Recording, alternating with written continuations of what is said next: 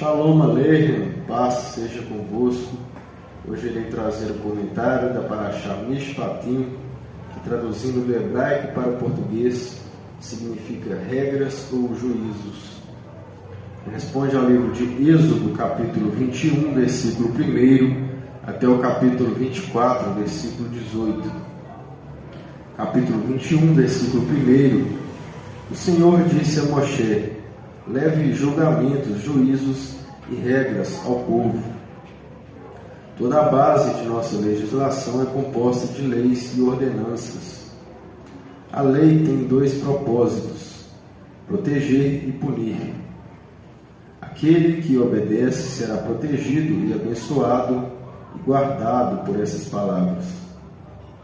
Mas o que quebra esses juízos receberá a devida punição e consequência.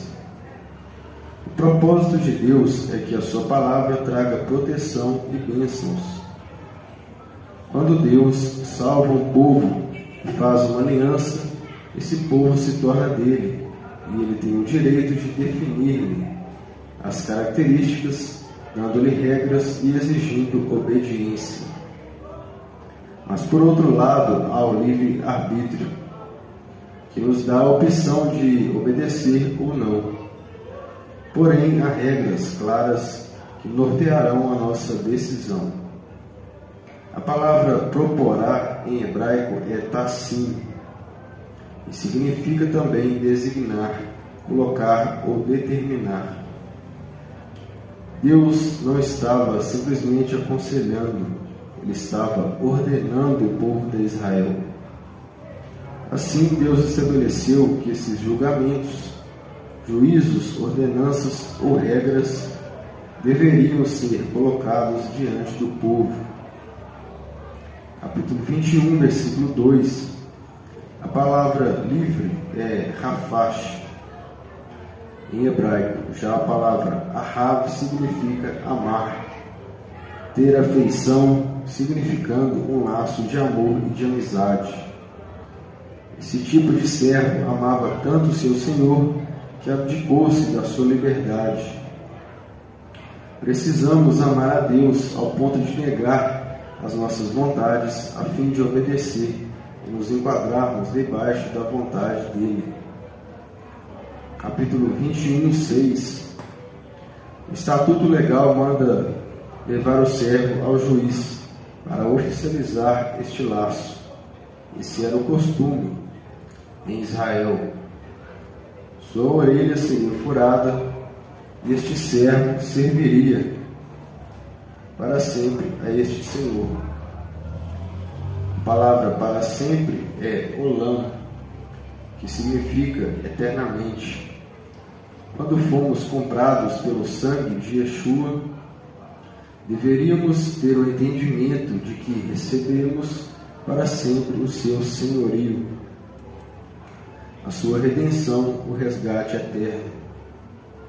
Hoje não levamos os que estão debaixo da nossa autoridade aos juízes, mas devemos apresentá-los em oração diante de Deus. Capítulo 21, 12. A palavra ferir em hebraico é naká, e também significa golpear, matar, castigar ou assassinar. Como está escrito em Provérbios 18, 21, precisamos ter muito cuidado com a palavra falada, pois ela tem o poder de trazer tanto a vida quanto a morte. No judaísmo, acredita-se que o pecado de maledicência pode ser comparado ao assassinato. Capítulo 21, versículo 15. Em algumas famílias existe um bloqueio entre pais e filhos, impedindo a bênção hereditária, que significa conceder poder e autoridade para alguém se tornar bem-sucedido e próspero. Os filhos precisam da bênção dos pais para que a vida deles possa prosperar. Sendo assim, os pais sempre devem apoiar e motivar os seus filhos a acreditar nos seus sonhos. Capítulo 21, 16. Quem furta algo atrai para si morte, Às vezes não roubamos bens, valores, objetos, mas com nossas palavras e atitudes tiramos de uma pessoa algo que Deus lhe deu, como a paz, o amor, a esperança e o direito de cada um. Se furtamos, temos de restituir. Esse tema é chamado Lei da Restituição. Ou seja, não bastava pedir perdão a Deus por algo que foi furtado, mas era necessário restituir aquilo que foi tirado de alguém. Capítulo 21, 17. O que temos de mais precioso é a nossa família. Não podemos amaldiçoá-la, mas lembremos que a obediência é relativa. Assim, se nossos pais nos pedirem ou ensinarem algo contrário à lei de Deus, não devemos obedecer-lhes. Sabemos que existem pais desobedientes e que vivem fora dos princípios de Deus. Capítulo 21, versículo 24. Segundo o Talmud, a interpretação dessa lei é indenizatória de danos e prejuízos.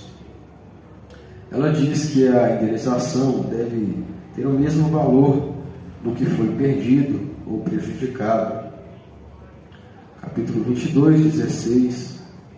A questão de amar ou não amar não importa tanto neste caso, pois se pressupõe que o amor virá com o compromisso, com o relacionamento e com a convivência futura. O amor no casamento é uma consequência de uma aliança, de uma amizade e de um compromisso. Uma Midrash conta que um judeu se voltou para um gentio e declarou: "Você se casa com as mulheres que amam. Nós amamos as mulheres com quem nos casamos." Ou seja, o compromisso é mais importante do que o amor. Capítulo 23, 12. Aqui vemos a beleza do Shabat. Deus quer o Shabat até para os animais, porque vê neles o sopro de vida, do qual Ele mesmo os dotou. Se Deus quer o Shabat até para os animais, quanto mais para o homem criado à sua imagem. Capítulo 23, 20. Dizem os rabinos que o nome desse anjo é Metatron. Pode-se fazer uma correlação desse anjo a Yeshua HaMashiach. Os rabinos ortodoxos atribuem várias coisas à pessoa do Messias. Por exemplo, a destruição dos inimigos de Israel, a restauração das 12 tribos, a restauração do Estado de Israel e a Torá sendo ensinada a toda a humanidade. Capítulo 23, 25. A palavra hebraica Mahalá significa doença ou enfermidade. Deus diz que haverá de abençoar o nosso pão e a nossa água e tirar do nosso meio todas as enfermidades. Quando servimos a Deus e lhe obedecemos, podemos reivindicar o cumprimento da sua palavra em nossas vidas. E o cumprimento da palavra é que Ele abençoe aquilo que comemos e bebemos, que é o essencial para a vida, e que nos dê saúde para que possamos trabalhar e servi-lo. Isso é o mais importante e é o que Ele nos promete dar. Ele tira a enfermidade e traz a cura.